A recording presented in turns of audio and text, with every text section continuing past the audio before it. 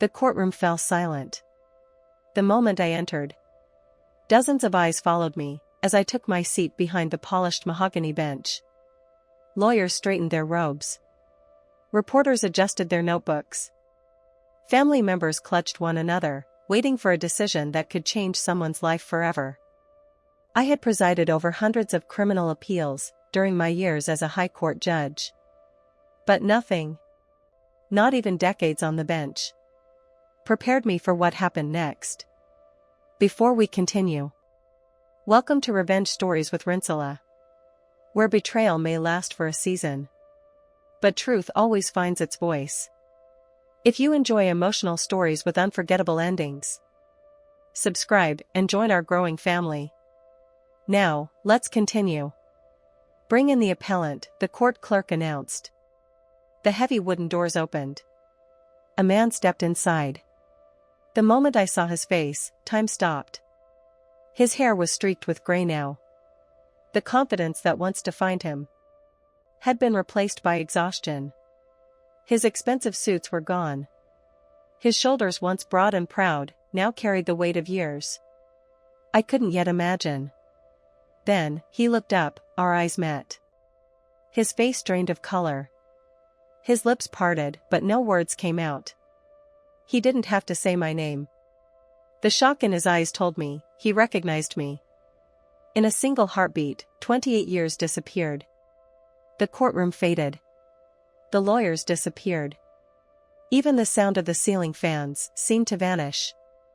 All I could see was the young man who once held my dreams in his hands. And the painful memories I had spent a lifetime trying to bury. I lowered my eyes to the case file before me and forced my voice to remain steady. Court is now in session. No one in that room knew. We had once planned to spend our lives together. No one knew how deeply our past was tied to the case now before me. Because the last time we stood like this close to each other, I was a poor law student with nothing but hope. That day, he changed my life forever. Though not in the way either of us imagined. Long before anyone called me Your Lordship, I was simply the little girl my father wished had never been born. My name is Evelyn. I was 10 years old. The first time I truly understood that my father hated the fact that I was his daughter. Not because I had done anything wrong, but because I wasn't a boy. In our village, my father, Henry, repeated the same bitter words to anyone willing to listen. A man without sons has no future. Those words became the curse that hung over our home. Every time my mother gave birth to another girl, my father's anger grew. He stopped smiling. He stopped coming home early. Eventually, he stopped pretending he loved us at all. Whenever neighbors visited, he mocked my mother without shame. You've given me nothing but useless girls, he would say loud enough for everyone to hear. I still remember standing behind the doorway, listening as laughter filled the compound, while my mother's eyes filled with tears. School fees became another battlefield. When a new term began, my sisters and I packed our books with hope, only to watch our father spend the little money he had, drinking with friends, or entertaining people who disappeared the moment his pockets were empty. When my mother begged him to pay our school fees, he pointed at me and laughed. Why waste money on a useless child? She'll only grow up, get married, and belong to another family. Those words cut deeper than hunger ever could. So, my mother carried our future on her back. Before sunrise each morning, she walked to the market with baskets of tomatoes, peppers, onions, and vegetables balanced on her head. She stood beneath the scorching sun until evening. When bargaining over, the years that followed were the hardest of my life. Without my father, our little family survived. One day at a time. My mother became everything. She was both parents. Every morning before dawn, I watched her disappear into the darkness, with a basket of vegetables balanced on her head. By the time she returned each evening, her feet were swollen. Her clothes were soaked with sweat. Her hands rough from lifting loads, far heavier than she should have carried. Yet, somehow, she still found the strength to smile. "Evelyn," she would whisper, "education is the one thing nobody can ever steal from you." Those words became my anchor. We couldn't afford electricity most nights, so I studied beneath the dim glow of a kerosene lamp. The smoke burned my eyes until tears rolled down my cheeks. But I refused to close my books. While other children slept, I memorized textbooks. I struggled through legal principles I barely understood. And I dreamed of a courtroom I had never seen. People laughed at me. "What is the daughter of a vegetable seller doing dreaming of becoming a lawyer?" they asked. I never answered them. I let my grades speak for me. When my secondary school results were released, I graduated among the best students in the state.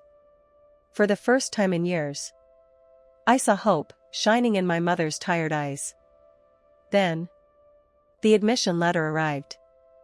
I had been accepted to study law. We celebrated for exactly one evening. The next morning, reality returned. Tuition, accommodation, books, transportation. The amount we needed was more money than my mother could earn in many months. I watched her sit quietly outside our house. The admission letter rested in one hand. Her other hand covered her face. "I've failed you," she whispered through tears. I knelt beside her and gently took her hands. "No, Mama. We've come too far to stop now." From that day forward, I worked every honest job I could find. I tutored secondary school students after classes. I washed clothes for families who barely knew my name. I typed assignments for other students at the campus business center. Some weekends, I skipped meals just to save enough money for photocopies and textbooks. Still, no matter how hard I worked, it was never enough. It was during my second year at the university that I met Moses. Unlike most students, he never judged the clothes I wore or the worn-out sandals on my feet. The first time we spoke was in the university library. I had fallen asleep over a pile of law books after working through the night. When I woke up, there was a bottle of water beside me. "You looked like someone who forgot that lawyers need sleep too," a voice said with a smile. I looked up. He was standing there, holding 2 meat pies. "I bought one for myself," he said. "The second one was for the future judge." I laughed. It was the first genuine laugh I had shared with anyone in months. From that day on, we became inseparable. We studied together, argued over legal cases, prepared for examinations.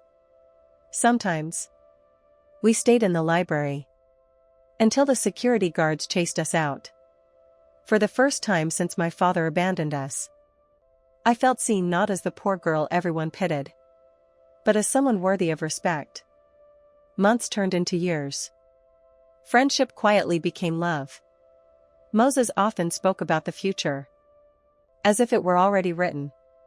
One day, he would say, "You'll wear the judge's robe, and I'll still be the lawyer trying to convince you in court." I would laugh and reply, "Don't expect me to go easy on you."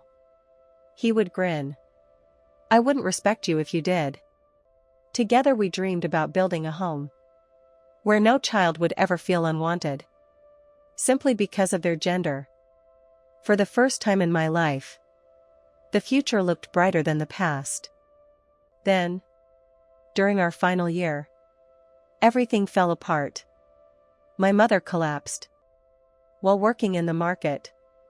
The doctors diagnosed a serious illness that required immediate treatment. Every naira we had saved disappeared into hospital bills. A week later, the university released the deadline for final year tuition payments. I stared at the notice board until the words became a blur. I couldn't pay. Without the fees, I wouldn't be allowed to sit for my final examinations. Months of sacrifice. Years of struggle. Everything was about to end.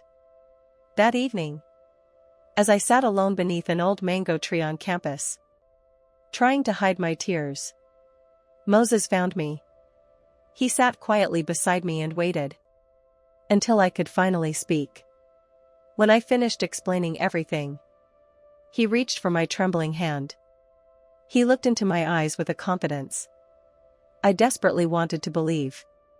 Then, he softly said, "Evelyn, I won't let your dreams die." The very next morning, Moses did something I will never forget. Without making a speech or asking for recognition, he paid every naira I needed to complete my final year. When I saw the receipt, with my name on it, my knees nearly gave way.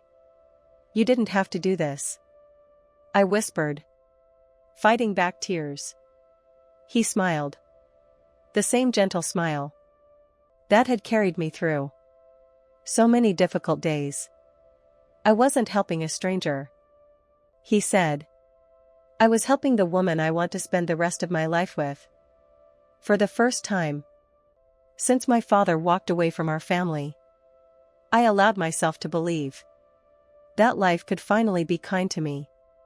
Months later, after our final examinations, we celebrated together beneath the same mango tree where he had promised not to let my dreams die.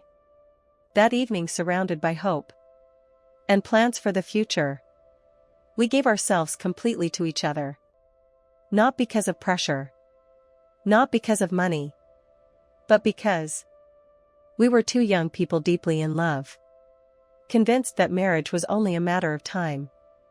I believed my heart was safe in his hands. Graduation came with joy, photographs, and endless dreams. Then, Moses said the words every woman in love likes to hear. "It's time for you to meet my mother." I spent the little money I had on a simple but elegant dress. I wanted to make a good first impression. Instead, it became one of the most painful days of my life. His mother looked me up and down without offering me a seat. "So, this is the vegetable seller's daughter?" she asked, with a mocking smile. Before either of us could answer, she continued, "My son is going to be a successful lawyer. He will not throw his future away by marrying a girl from a family with nothing." The room fell silent. Moses tried to speak. His mother raised her hand. "If you marry her," she declared, "don't ever call me your mother again."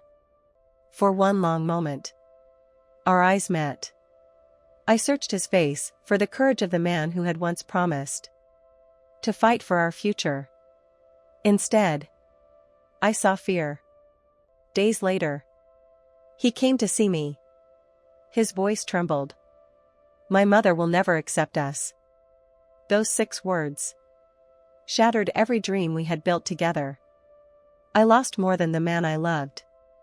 I lost the future I had imagined. And somewhere inside me, I began to lose confidence at my own worth.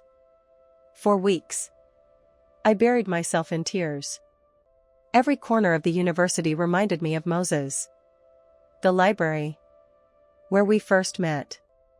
The lecture halls, where we argued over legal cases. Even the old mango tree became too painful to visit. But grief has a strange way of changing people. One morning, as I sat watching my mother prepare for another exhausting day at the market, I realized something. She had never allowed heartbreak to stop her. Why should I? That day, I made a promise to myself. If life refused to give me happiness, then I would build purpose instead. After graduating from law school, I accepted a position as a junior lawyer in a small legal firm. The salary was modest. The workload was endless. Many nights, I was the last person to leave the office. While others slept, I studied case files until dawn, determined to become the lawyer no one could ignore. The years passed quietly. One difficult case led to another. Clients began requesting me by name. Senior lawyers trusted my judgment. Judges respected my preparation. Promotion followed promotion. The frightened young woman who once doubted her own value slowly disappeared. In her place stood someone stronger, someone wiser, someone who had learned that success is built one difficult day at a time. Then, on a bright Monday morning, I will never forget, a letter arrived from the Judicial Service Commission. With trembling hands, I opened the envelope. I had been appointed a high court judge. The little girl, who once studied beneath a smoking kerosene lamp, had finally reached the bench she had dreamed about for so many years. While my life was moving forward, someone else's was falling apart. My father, Henry, the man who abandoned his wife and daughters because none of us were sons. The businesses he had once boasted about had collapsed. The friends he spent money entertaining had disappeared. Age had stolen his strength. Illness had stolen his health. And the man who once called me a useless child had become poor, lonely, and almost completely forgotten. He had no idea that the daughter he rejected was about to become the only person standing between him and complete despair. Success has a strange way of bringing the past back to your doorstep. Nearly 3 years after my appointment as a high court judge, I had settled into a life I once believed was impossible. My mother no longer carried vegetables to the market. My sisters had completed their education. Our home, once filled with fear and uncertainty, had become a place of laughter. I finally believed the past had stayed where it belonged. I was wrong. One rainy Tuesday afternoon, I walked out of the courthouse after hearing my final case for the day. As I headed toward my official vehicle, I noticed an elderly man sitting alone on a concrete bench near the court entrance. His clothes were faded. His slippers were worn almost beyond repair. One hand clutched his chest. The other held a small hospital envelope. At first, I walked past him. Then, something made me stop. I turned slowly. The face was older. The shoulders were bent. The proud man I remembered had disappeared. But I knew those eyes. "Father?" He looked up for several seconds. Neither of us spoke. Then, tears rolled down his cheeks. "Evelyn." His voice cracked. I didn't know where else to go. He struggled to stand before dropping back onto the bench. "I've been sick for months. The doctors say I need surgery. I have nothing left." The words felt unreal, coming from the same man who once said daughters were useless. He couldn't even look directly at me. "I know. I don't deserve your help," he whispered. I threw away the greatest gift God ever gave me. For a long moment, I said nothing. Not because I hated him, but because the little girl inside me was still trying to understand why her father had loved sons he never had more than the daughters standing before him. Before I could answer, my court clerk hurried toward me. "Your lordship, I've just received tomorrow's appeal schedule." I opened the file absent-mindedly. Then, my heart skipped. The State versus Grace John. Appellant. Grace John. Relationship to appellant. younger sister, of Moses John. My fingers tightened around the file. 28 years, after losing the man I once loved. Fate had just placed his family inside my courtroom. That evening, before the appeal could begin, my secretary entered my office. "Your lordship," she said gently. "There's a man requesting a few minutes of your time." I told him judges don't receive parties involved in active cases. He said he understands. But he begged me to tell you his name. I looked up. "What name?" "Moses." For a moment, I simply closed my eyes. Let him in. The man who entered barely resembled the confident young law student I had once known. Time had been just as unforgiving to him as it had been to my father. He stood quietly before my desk. Then, without warning, he knelt. "I'm sorry." Those were the first words he spoke. Not excuses. Not explanations. Just 2 words burdened by nearly 3 decades of regret. "I've rehearsed this conversation 1,000 times, he said. "But now that I'm standing here, I don't know where to begin." Neither did I. He took a slow breath. "My mother died 5 years ago. I stayed with her until the end. Before she passed away, she admitted she had destroyed our future." His voice trembled. "I never stopped loving you, Evelyn. I was too weak to stand against her. I've regretted that decision every single day." He looked down at his hands. "My sister's case has consumed everything. I've sold land. I've sold my house. I've borrowed from everyone I know. If she's convicted, she'll spend the rest of her life paying for a crime she didn't commit." Then he looked directly into my eyes. "I'm not asking for favoritism. I'm only asking for one thing. Please, judge the case fairly." Silence filled the office. Finally, I spoke. "Moses, I stopped judging you many years ago." His eyes filled with tears. "But tomorrow, I won't be judging your sister because she is connected to you. I'll judge the evidence. Nothing more. Nothing less. That," I said quietly, "is exactly what I intend to do." The next morning, the courtroom was overflowing. Every seat was occupied. The prosecution confidently presented the same evidence that had secured Grace's conviction. But something didn't sit right. As witness after witness testified, contradictions began to emerge. Timelines no longer matched. Financial records had been altered. One key witness admitted under cross-examination that he had been pressured to change his statement. Then came the breakthrough. A retired police investigator, ignored during the original trial, produced documents proving that crucial evidence had been deliberately withheld. The courtroom erupted. The prosecution requested an adjournment. I refused. Justice delayed had already stolen enough years.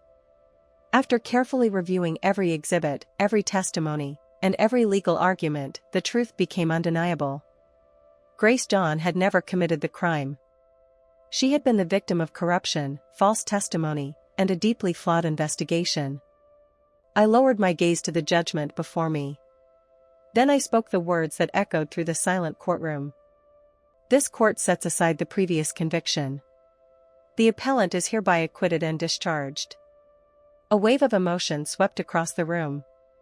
Grace collapsed into tears. Moses covered his face with trembling hands. Some people believed I had shown mercy because of our shared history. They were wrong.